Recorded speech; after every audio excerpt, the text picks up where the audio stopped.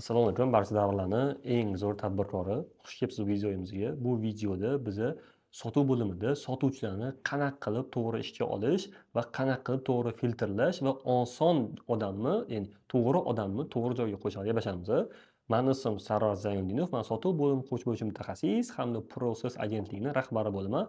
Bizda faoliyatimiz davomida 40 dan oshiq korxonaning sotuv bo'limini qurishga erishganmiz va sotuvlarni eng kam 26% ga, eng ko'pi bo'lsa 401% ham oshishga yordam berganmiz.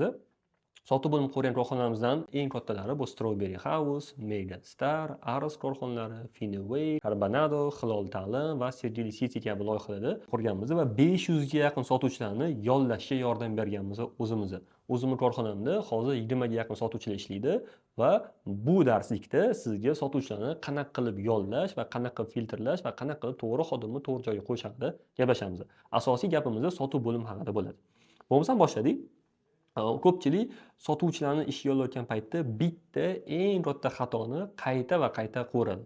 Ya'ni to'g'ri xodimni noto'g'ri pozitsiyaga yoki noto'g'ri xodimni to'g'ri pozitsiyaga qo'yishga harakat qiladi. Bu eng katta xato. Men buni nimaga aytyapman? Insonlar ikki xil tipga bo'linadi. 0-1 ya'ni sprinter odamlar, ikkinchisi 1-9 ya'ni marafonist xodimlar, ya'ni marafonchi ular.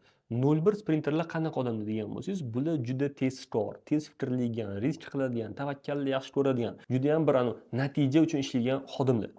Va ularni faqat minus tomonlari ham bor. Plus tomonlari tezlik bo'lsa, ya'ni qo'rqmaslik bo'lsa, boshlash bo'lsa, minus tomonlari boshlagan ishini oxiriga yetkazmaslik, tashlab qo'yish, bahona qilish va motivatsiyadan so'nib qolishi va charchab qolish bo'ladi. Ya'ni sprinterlar juda ham bir tez start olishadi, low etib yonishadi va low etib o'chib qolishadi. Lekin natija qilish uchun bu sprinter xodimlar eng muhim xodimlar hisoblanadi. Va aynan sotuvchilar 0-1 tipdagi odamlarni ishga olish kerak. Ko'pincha tadbirkorlar ham 0-1 bo'ladi. Ya'ni boshlashni yaxshi ko'rishadi, lekin juda ko'p loyihalari bo'ladi-da, fokus qarash olmaydi. Mana shunaqa tadbirkorlarni bilaman, 30 ta biznesi bor. Ya'ni biznesni ochib tashlaverishadi, lekin biznesni yurg'izish jihatdan ular qiynalishadi. Ya'ni ochish ularga mazza beradi, lekin uni davom ettirish muammolari ularni charchatib qo'yadi. Ular bitta biznesni rivojlantirgandan ko'ra boshqa biznesni ochishdan ko'proq rohat olishadi. Va aynan shu odamlar siz ham bo'lishingiz mumkin. Ya'ni 0-1 odamlar bular starterlar, ya'ni sprinterlar. Hammasidan zo'r boshlab beradi va faqat natija uchun ishlaydigan odamlar. Ularga protsess muhim emas. Ya'ni biror bir ishni to'g'ri va noto'g'ri qilish degan narsa emas, ularga natija qilish muhim. Va bu odamlar sotuvchilar. Ya'ni sotuvchilarni aynan shu 0-1 tipidagini olish kerak bo'ladi o'zi.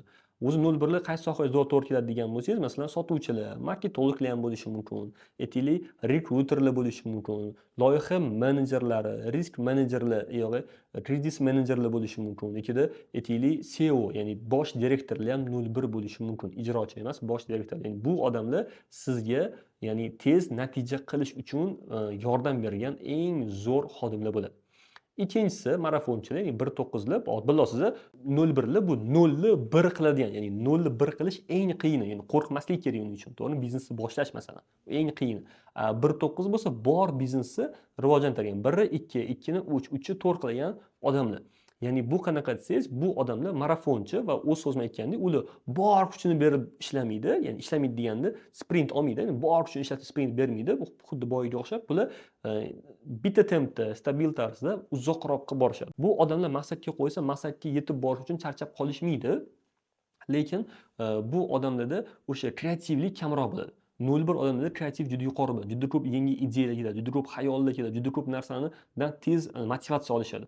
1-9larni biror bir narsaga ko'ndirish ham qiyin, ishontirish ham qiyin va u odamlarga o'sha yengillik qilish, yaratish, umuman kreativlik ularda nisbatan kamroq bo'ladi. Va lekin bu odamlarning intizomi juda ham yaxshi, mas'uliyatli bo'ladi. Bitta ish boshlasa, u oxirigacha ham olib boradigan va risklarni kamaytirib ishlagan odamlar. Bu qaysi joyga to'g'ri keladi desangiz, sotuv bo'limi rahbariga, buxgalterlar, yuristlar, ijrochi direktorlar, finansistlar, HRlar, aynan shu odamlarga 1-9 tipdagi xodimlarni qo'yish kerak, ya'ni shu lavozimlarga. Shundagina siz butun korxonada to'g'ri odamni to'g'ri joyga qo'yishni o'rganib olgan bo'lasiz. Ya'ni o'zi umumiy qilib aytganda, qo'rqmas botirlar va tinchlikparvar insonlar bo'ladi. Qo'rqmas botirlarga sotuvchilar bo'lish shart. Sotuvchi qo'rqmasligi kerak, risk qilishni bilishi kerak. Shuning uchun ham ko'p biznesmenlar o'zi o'sha sotuvchilikdan chiqadi. Ya'ni sotuvchilar bo'ladi. 1-9 odamlar bo'lsa, ko'proq o'sha biznesni rivojlantiruvchi odamlar hisoblanadi va bu odamlar nima desangiz, bu insonlarning sabri va toqati bor. Bilsangiz, buxgalterlar bor, 20 yillab bir joyda ishlaydi. Sotuvchilar bor, har 3 oyda, har 4 oyda o'z ishini almashtiradi. Chunki ular rostdan 0-1. Ko'pchilik o'sha biznes egalari sotuvchini ishlayotgan paytda sakrab yurgan sotuvchilarni yoqtirishmaydi-da. Lekin o'zi 0-1larni nimaga ketib qoladi ishdan desangiz, ular zerikkaniga ketib qoladi. Charchaydi, zerikadi. Agar sizni ishxonangiz charchamaydigan, zerikmaydigan joy bo'lsa, ular ham ko'p ishlashi mumkin va ularga lavozimni berish kerak. Xuddi bilsangiz harbiylarda lavozim bor-ku, leytenantdan tortib generalgacha. Ya'ni xuddi shunaqa siz ham o'sha 0-1larga har xil anaqa parollar berib, uni o'stirishingiz mumkin va uzoqroq ushlab qolishingiz mumkin. Shuning uchun siz bilishingiz kerak, qaysi tipdagi odamni farqlashi. Zo'r. Endi qarang, siz to'g'ri tipdagi odamni bilib oldingiz. Endi bo'lsa eng muhim narsa bu.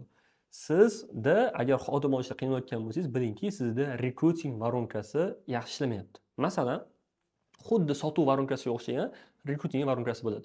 Sizga kelib tushgan rezyumelar soni. Siz masalan target yoqdingiz xodim olish uchun yoki HeadHunter'ga berdingiz yo bilmayman Telegram kanaliga berdingiz, lekin sizga juda ham kam rezyumelar kelib tushdi. Buni muammosi qayerda degan bo'lsangiz, buni eng katta muammosi sizni vakansiya, ya'ni siz e'lon berasiz-ku, e'loningiz jozibador bo'lmasligi. Shunaqa bo'lishi kerakki, sizni e'loningiz xuddi kommersiya приложение bo'lishi kerak, ya'ni tijorat taklifiga o'xshashi kerak. Juda ham sotuvchi bo'lishi kerak. Rasmlar qo'ying u yoqqa, u yoqda o'sha metaforalarni ishlating, ya'ni umumiy qilib aytganda jozibador bo'lsin. Buni o'qigan odam yoki bu videoni ko'rgan odam shu yerda ishlashni xohlab qolsin. Ya'ni bu nima beradi? Bu siz o'qiysizki, aytasiz, "Vau, bu joyda ishlash mumkin ekan." Yaqinda o'zim bitta vakansiyani o'qib qoldim. Bizda 5 kunlik ish kuni deb yozgan, lekin juma kuni degan bizda yarim kun ishlaymiz degan. Jumagacha ham ishlaymiz. Jumadan keyin bizda har juma FIFA bo'yicha chempionat bo'ladi deydi PlayStationda. Ishxona tasavvur qilasiz, ishxonada FIFA bo'yicha PlayStationda chempionat bo'lar ekan. Va bu xodimni xohlasa o'ynashi mumkin, chempionatda qatnashishi mumkin, xohlasa qatnashish shart emas degan. Men o'zim ishlagim kelib ketdi buni ko'rib. Tasavvur qilasizmi? Men o'zim rahbarman, o'sha kompaniyada borib ishlashga xohlab qoldim, o'zim qiziqib. Ya'ni shunaqa darajada bo'lsinki, sizni o'sha vakansiyangiz o'qiganda har qanday odamni ishlagingiz kelib qolsin. Hamma bir xil shablondan foydalanadi. Bizda Durjin kollektiv, yosh kollektiv, obedimiz bor, ovqatimiz bor, shunaqa narsa. Ish vaqtimiz 9 dan 6 ham jozibador bo'lsin. Eng shirin ovqatlar bizda Power tomonidan tayinlanadi. Biza har bitta xodimimizdan o'ylab yo'lkasiga oylikga qo'shib beramiz deb jozibador qilib yozishingiz kerak.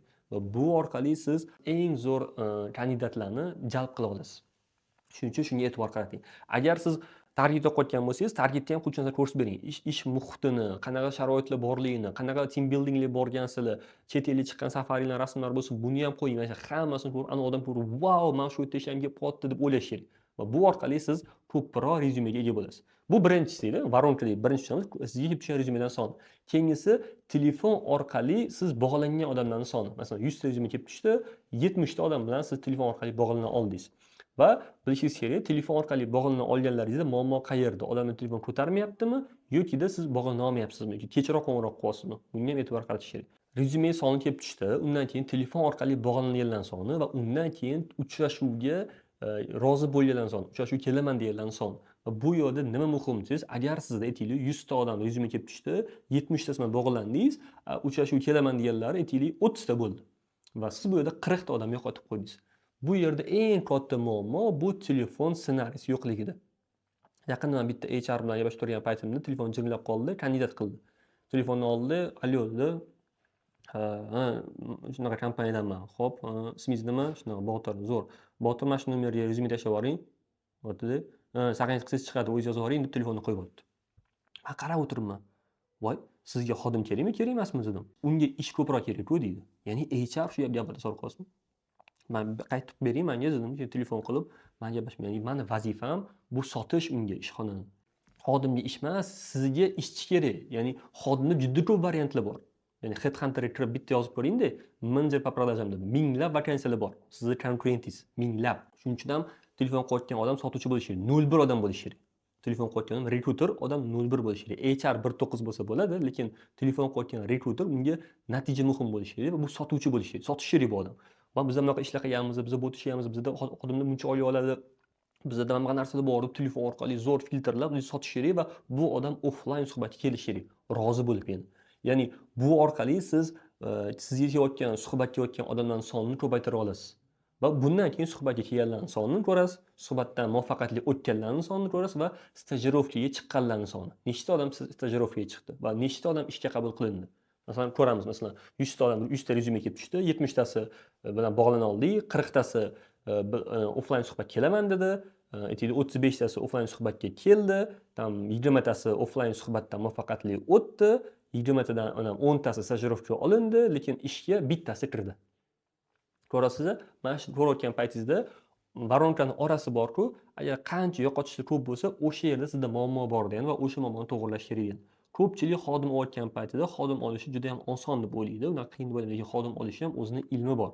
Va bu narsa sizni to'g'ri xodim olishingizga yordam berishi kerak. Va bundan tashqari har xil biznes o'yinlar bor. Bundan tashqari xodim ishlayotgan paytingizda testlar bor. Ya'ni uni tiplarni bilishingiz mumkin. Xuddi shunaqa boya aytgandek 0119 qanaqa aniqlaymiz?